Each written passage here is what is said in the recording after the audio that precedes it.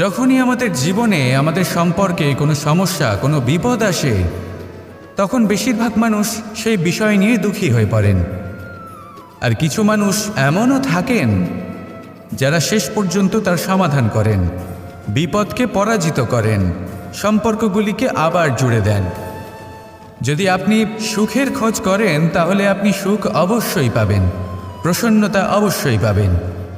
যদি আপনি দুঃখ খোঁজেন তাহলে দুঃখ অবশ্যই পাবেন। এবার আপনি কি খুঁজতে চান সেই চয়ন আপনারই। নমস্কার শ্রোতা বন্ধুরা, বং কোর্স ডায়েরি চ্যানেলে আপনাদের সকলকে স্বাগত জানাই। আজকের এই ভিডিওটি থেকে আপনি ভগবান শ্রীকৃষ্ণের মূল্যবান কিছু উপদেশ জানতে পারবেন। এই মূল্যবান উপদেশগুলি আপনি কাজে লাগিয়ে আপনার জীবনে সফলতা অর্জন করতে পারবেন।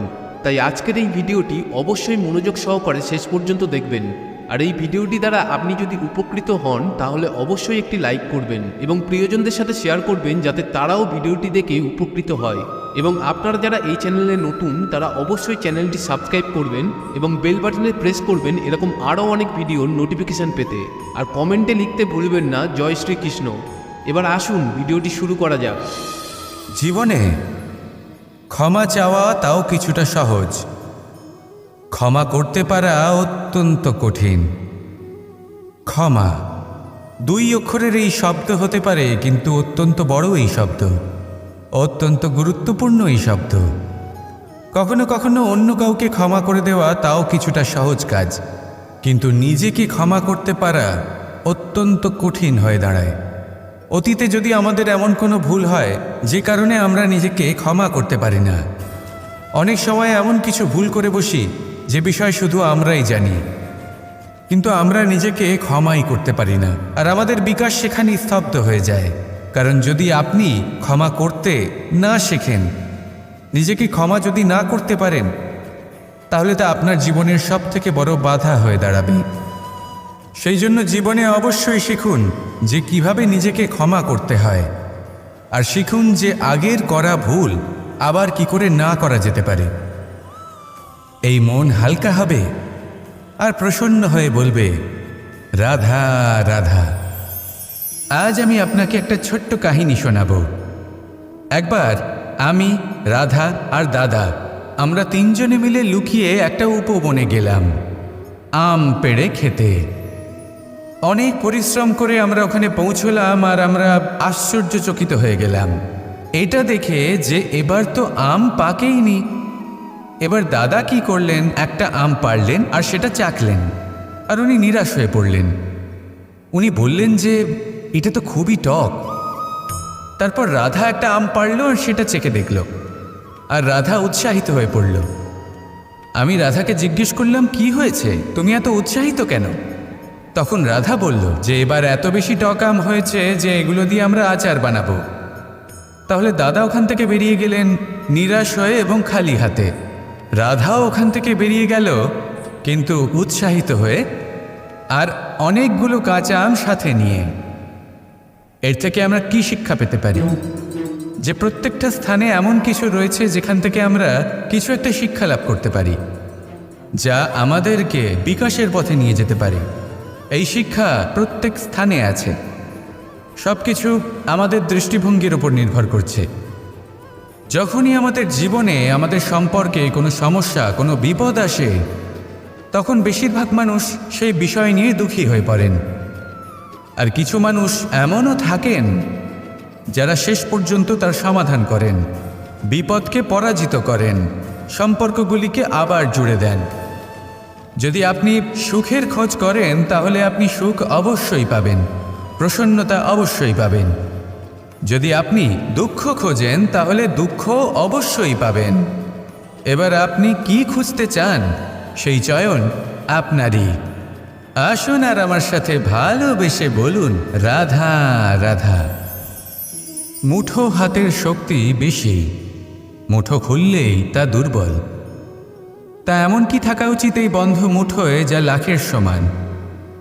মানসিকতা এবং স্বপ্ন। মানুষ জন্মগ্রহণ করে, তার মানসিকতা সময়ের সাথে উন্নত হয়। মানসিকতা অনুযায়ী সে স্বপ্ন দেখে, আর সেই স্বপ্ন সার্থক করতে সে পরিশ্রম করতে থাকে। কিন্তু খুব গুরুত্বপূর্ণ একটা কথা আছে যা আপনার মনে রাখা উচিত। আপনার এই মানসিকতা, আপনার এই স্বপ্ন, তা যেন আপনার নিয়ন্ত্রণে থাকে। আপনার বন্ধ মুঠোয় যেন এর লাগাম থাকে, আপনি যেন এর প্রভু হন। যদি তা হয় তবেই আপনি লাভবান হবেন। যদি এরা আপনাকে নিয়ন্ত্রণ করতে থাকে, যদি আপনার মুঠো খুলে যায়, না পথ আপনার নিয়ন্ত্রণে থাকবে, না মানসিকতা থাকবে, না স্বপ্ন নিয়ন্ত্রণে থাকবে। আর যদি তাই হয় তাহলে আপনি আপনার ভবিষ্যৎ নষ্ট করে ফেলবেন। তাই নিয়ন্ত্রণ করতে শিখুন নিজের বিচার বুদ্ধি, নিজের মানসিকতা, নিজের স্বপ্নকে।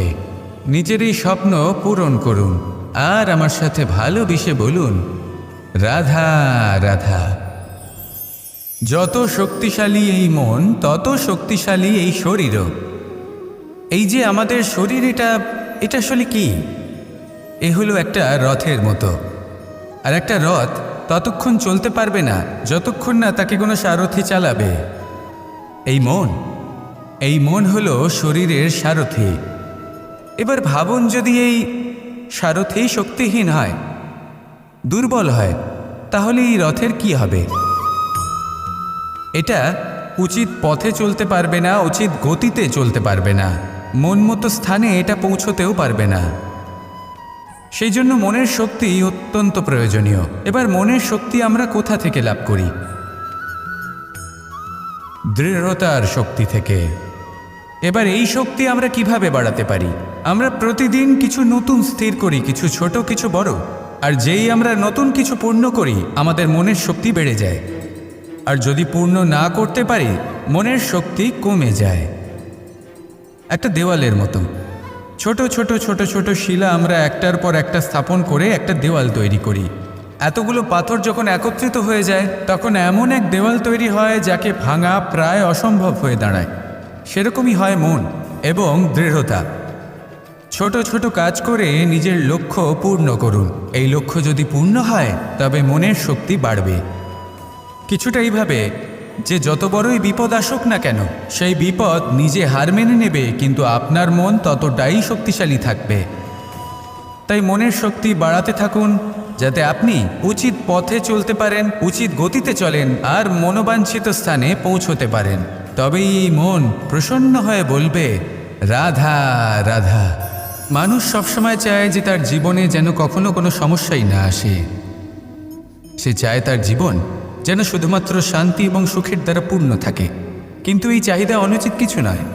আমরা সবাই এটাই চাই যে জীবনে সুখ থাক, শান্তি থাক। কিন্তু এই কথা সবসময় মনে রাখবেন, যে সূর্য উদিত হন সংসারকে প্রকাশমান করেন, দুপুরবেলায় সংসারকে রৌদ্র প্রদান করেন, সন্ধেবেলায় তাকেও অস্ত যেতে হয়। এবার আমাদের জীবন চক্র কিছুটা এরকমই। কোনো কিছুই চিরকাল একরকম থাকে না। কখনো এই নদীকে দেখুন, যা বয়ে চলেছে। এই নদী যা বয়ে চলেছে, তার পথেও অনেক বিপদ আসে। বড় বড় পাথরের সম্মুখীন হয়ে তাকেও সামনে এগিয়ে যেতে হয়। একটি পুকুর যা চারদিক থেকে ঘেরা, তার জীবনে কিন্তু কোনো সমস্যা নেই। কিন্তু এই সংসারে পুকুরের পুজো করা হয় না, পুজো করা হয় নদীকে। মনে রাখবেন, সমস্যার ঊর্ধ্বে তিনি উঠতে পারেন যিনি সমাধি লাভ করেছেন, যিনি এই সংসারেই নেই। যিনি এই সংসারে আছেন এবং জীবিত আছেন, তার জীবনের সমস্যা হলো শ্বাসবায়ুর মতোই গুরুত্বপূর্ণ। আসুন আমার সাথে ভালোবেসে বলুন, রাধা রাধা। ধন, সম্পদ, ঐশ্বর্য, মানুষ হয় নিজের সৌভাগ্যের দ্বারা এগুলো লাভ করে থাকেন বা কর্মের দ্বারা। সৌভাগ্য আসলে কি? গ্রহের দশা যা প্রত্যেক মুহূর্তে বদলাতে থাকে।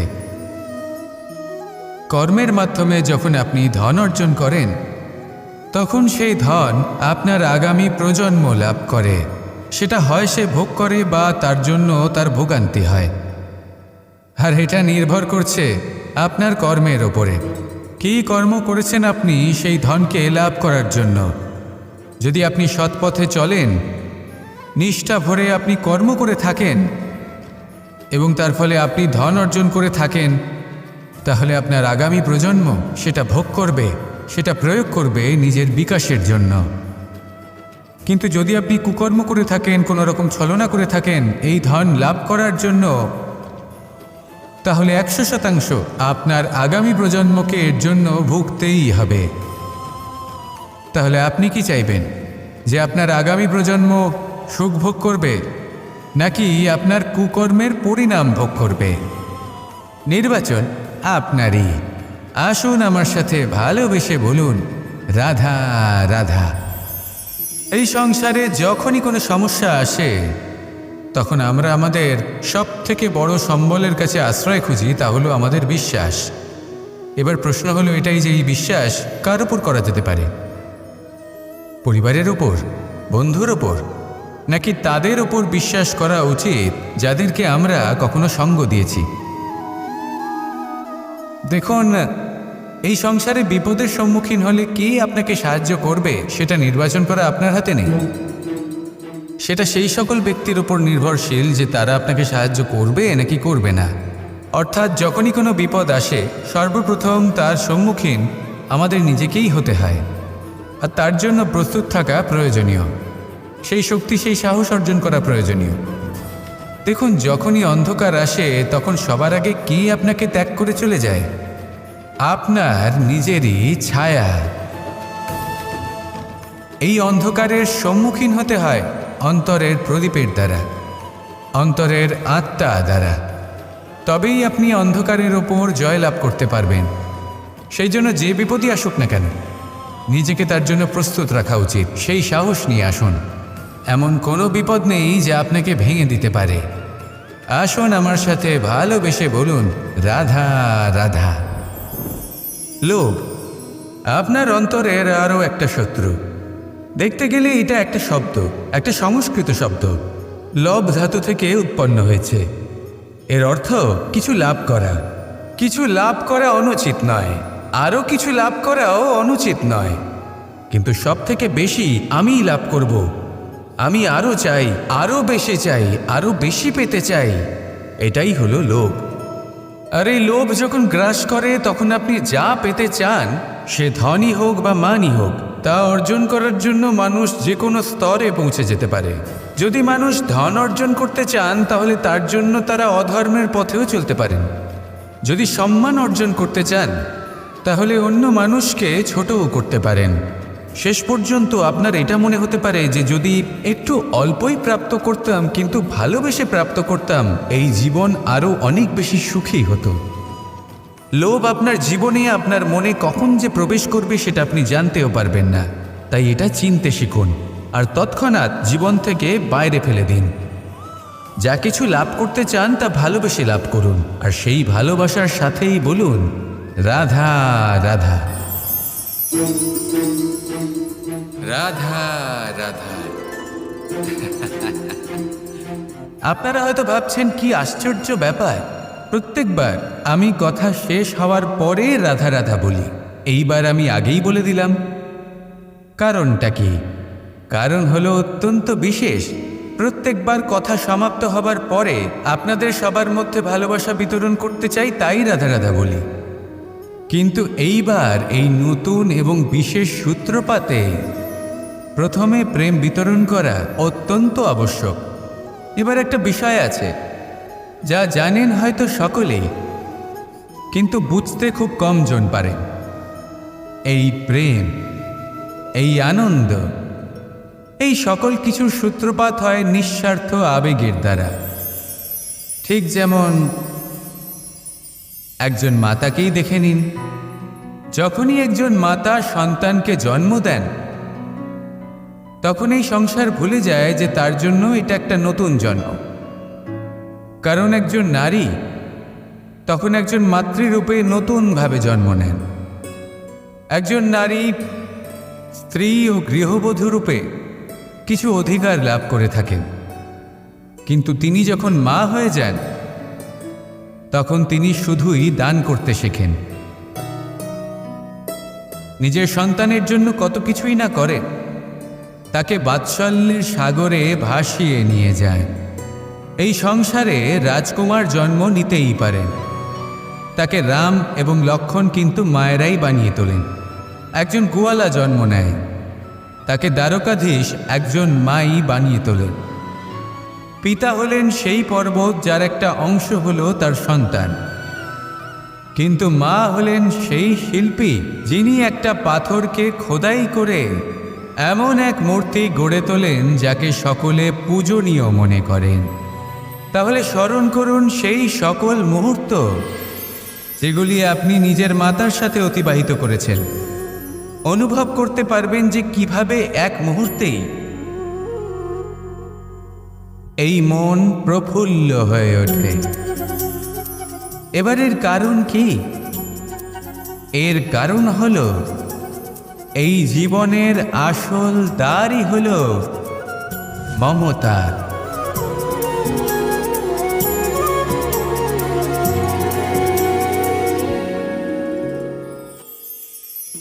আমি রাধাকে ভালোবাসি, আর এই কথাটা সমগ্র সংসার জানে। আর সময় অন্তরে লীলার দ্বারা, বিভিন্ন ঘটনা দ্বারা, কর্মের দ্বারা আমি নিজের এই ভালোবাসা রাধার সামনে প্রকাশ করি। এবার আপনি বলবেন, এসবের কি প্রয়োজন?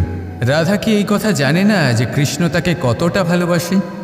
অবশ্যই জানে, কিন্তু এই যে ভালোবাসা, তা মনে রেখে দেওয়ার জন্য নয়, তা প্রকাশ করার জন্য। আর বারংবার এই ভালোবাসাকে প্রকাশ করা উচিত, উচিত সময় এবং উচিত সুযোগ দেখে। কীরকম? এবার যদি আপনি প্রেমীর সাথে কোনো উৎসবে থাকেন, তাহলে তার সাথে নৃত্য সঙ্গীত করুন। যদি ভিড়ের মাঝে থাকেন, তখন প্রেমীকে সম্মান করুন, একান্তে প্রসাধন করুন। দুঃখের সময় তার হাত ধরে থাকুন, সুখের সময় আলিঙ্গন করে রাখুন। এই প্রেম যত প্রকাশ করবেন, ততই এই প্রেমের বৃদ্ধি হবে। এই প্রেম আরও বেশি গভীর হবে, অটুট হবে। তাই এই প্রেমকে মনে নয়, আপনার জীবনে স্থান দিন। মন খুলে প্রকাশ করুন, আর আমার সাথে ভালোবেসে বলুন, রাধা রাধা। আমার কাছে যশোদা মা যেমন, আমার কাছে দেবকী মা যেমন, আমার কাছে ঠিক তেমনই হলেন গোমাতা। এবার ভেবে দেখার বিষয় হলো এটা, যে এই সংসারে অসংখ্য প্রাণী আছে। একজন গাইকে একজন মায়ের মর্যাদা কেন দেওয়া হয়? তাহলে এর অনেকগুলো কারণ আছে। এই গাই অর্থাৎ গোমাতা, এনারা হলেন অত্যন্ত শান্ত, শান্তিপ্রিয়, কখনো কারোর কোনো ক্ষতি করতেই পারেন না। গোমাতা যে দুধ নিজের বাছুরকে পান করান, সেই দুধই আমাদেরও দেন। সেই দুধ পান করে আমরা শক্তি লাভ করি। এই দুধ থেকে আমরা মাখন, ঘি, পায়েস, এইসব সুস্বাদু খাবার লাভ করি। গোমাতার গোবর আমাদের জ্বালানি হিসেবে সাহায্য করে, যার ফলে খুব কম সংখ্যক কাঠ ব্যবহার করা যায় এবং বেশিরভাগ জঙ্গল সুরক্ষিত থাকে। গোমাতার গোমূত্র, সেটাও আমাদের কাছে লাভজনক। এর দ্বারা আমরা অনেক রোগ থেকে মুক্তি লাভ করতে পারি। গোমাতা যখন একটি বাছুরকে জন্ম দেন, তখন সেই বড় হয়ে আমাদের ক্ষেত কর্ষণ করে। সেই জন্য গাইকেও জীবনে মায়ের মর্যাদা দেবেন। যতটা সম্ভব তাকে সেবা করুন এবং ভালোবেসে তাকে পালন করুন। এই মন নিজে থেকেই প্রসন্ন হয়ে বলবে, রাধা রাধা। কখনো কোনো প্রজাপতিকে উড়তে দেখেছেন? কি সুন্দর উড়ে বেড়ায় সে, এক ফুল থেকে অন্য ফুলে, এক পাতা থেকে অন্য পাতার ওপর। কিন্তু সে কিভাবে উড়তে শেখে কখনো ভেবেছেন? জন্ম থেকেই কিন্তু প্রজাপতির ডানা থাকে না। ও কিন্তু ছোট্ট একটা ডিমের আকারে জন্ম লাভ করে। তারপর সেই ডিমটি ভেঙে একটি কীট বাইরে আসে। আস্তে আস্তে সে বড় হয়, ওর শক্তি বৃদ্ধি পায়। তারপর সে সেই কীট দশা ত্যাগ করে নিজের ডানাগুলি মেলে। এই প্রক্রিয়া তার কাছে সরল নয়, অত্যন্ত যন্ত্রণাদায়ক প্রক্রিয়া, কিন্তু সে সেই যন্ত্রণা মেনে নেয়। আর তারপর আস্তে আস্তে সে উড়তে শেখে। শুধুমাত্র আকাশে উড়ে বেড়ায় তা নয়, আমাদের মনের মাঝে উড়ে বেড়ায়। এবার এই ডিম থেকে প্রজাপতি হয়ে ওঠার যে যাত্রা, এটা যতটা কঠিন, ততটাই কঠিন হয় এই সংসারে শ্রেষ্ঠ কর্ম করা, ততটাই কঠিন হয় এই সংসারে মহান হয়ে ওঠা। সেই জন্য প্রয়োজনীয় প্রচেষ্টা এবং সময়। নিরন্তর প্রচেষ্টা করতে থাকুন, পর্যাপ্ত সময় নিন এবং আপনি নিজেকে এই আকাশে উড়ন্ত অবস্থায় পাবেন। আসুন আমার সাথে ভালোবেসে বলুন, রাধা রাধা।